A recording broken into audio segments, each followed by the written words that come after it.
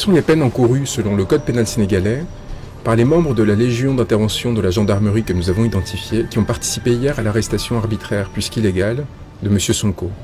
Comment savons-nous d'abord que cette arrestation était arbitraire? Tout simplement parce que le ministre de l'Intérieur, Antoine Félix Diome, l'a admis dans une intervention à la télévision, en indiquant qu'il ne s'agissait pas d'une arrestation, alors que les images le montrent clairement, mais d'un transfèrement décidé sans base légale, et qui aurait été éventuellement expliqué, sinon justifié, et en tout cas en aucun cas fondé, par la découverte, une fois l'arrestation intervenue, donc, de billes et de lance-pierres dans la voiture de M. Sonko. 10 à 20 ans de détention à des travaux forcés. Voilà ce qu'encourent les membres de la Légion d'intervention de la gendarmerie. C'est l'article 334 du code pénal sénégalais. Seront punis de la peine des travaux forcés à temps de 10 à 20 ans ceux qui, hors les cas où la loi ordonne de saisir les prévenus, auront arrêté le détenu. Mais ne nous en tenons pas là.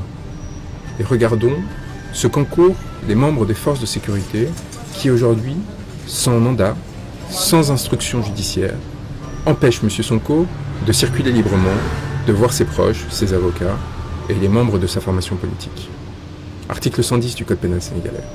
Les fonctionnaires publics chargés de la police administrative ou judiciaire, qui auront refusé ou négligé de déférer à une réclamation légale tendant à constater les détentions illégales et arbitraires, partout où elles se déroulent, et qui ne justifieront pas de les avoir dénoncées à l'autorité supérieure, seront punis d'un emprisonnement de 5 à 10 ans et tenus de dommages et intérêts.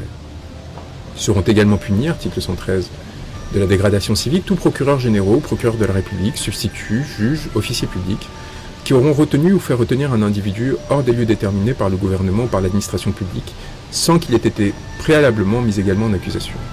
J'invite tous les Sénégalais à se rendre auprès du domicile de M. Sonko afin de relever les identités des membres des forces de sécurité qui, de façon illégale, l'empêchent de circuler librement, les prendre en photographie et prendre tout élément permettant de les identifier, et également leur faire lecture de ces articles de la loi sénégalaise, c'est-à-dire de l'expression de la volonté du peuple souverain.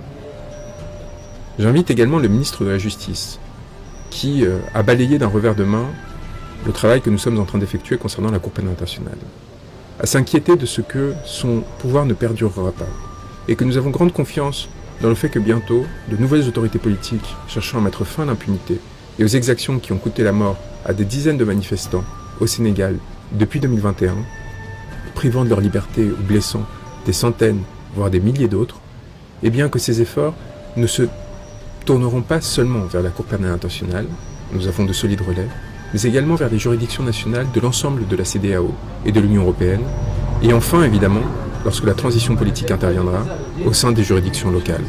Et qu'à partir de là, ces inquiétudes devraient être un peu plus prononcées, car en tant que garde des Sceaux et ministre de la Justice, il a une responsabilité directe dans les exactions qui viennent d'être commises.